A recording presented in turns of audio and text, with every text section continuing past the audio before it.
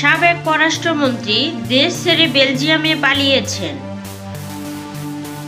বেশ কয়েকজন মন্ত্রীর উপর ভ্রমণ নিষেধাজ্ঞা আরোপের আগে সাবেক পররাষ্ট্রমন্ত্রী ও বাংলাদেশ আওয়ামী লীগের যুগ্ম সাধারণ সম্পাদক হাসান মাহমুদ বেলজিয়ামের উদ্দেশ্যে দেশ ছেড়েছেন বলে দাবি করেছে চট্টগ্রাম ভিত্তিক একটি গণমাধ্যম এবং একটি জাতীয় বেসরকারি টিভি চ্যানেল।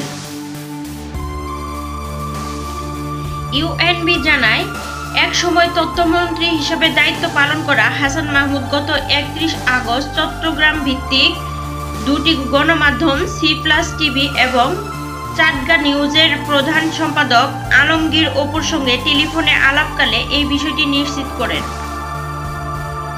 আলমগীর দাবি করেন, 31 আগস্ট রাত 10টা 27 হাসান মাহমুদের একটি ফোন কল পান তিনি।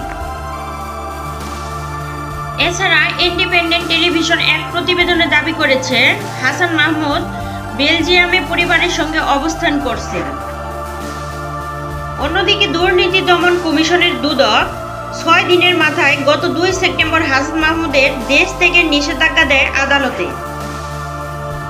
গত 6 আগস্ট ঢাকার শাহজালাল আন্তর্জাতিক বিমানবন্দরে সাবেক পররাষ্ট্রমন্ত্রী হাসানকে আটক করা হয় বলে কয়েকটি টিভি চ্যানেল খবর প্রকাশ করে, তবে সেটিকে অনেকেই গুজব হিসেবে দেখেছেন।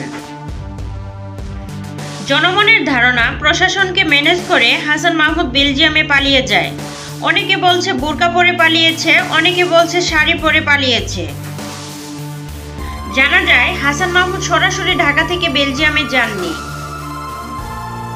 তিনি 26 আগস্ট এমিরেটসের একটি ফ্লাইটে দুবাই হয়ে জার্মানির ডুসেলডর্ফ বিমানবন্দরে যান। সেখান থেকে তাকে সড়ক পথে বেলজিয়ামে পৌঁছে দেন আওয়ামী লীগের জার্মান শাখার সাধারণ সম্পাদক মোবারক আলী ভূঁইয়া বকুল।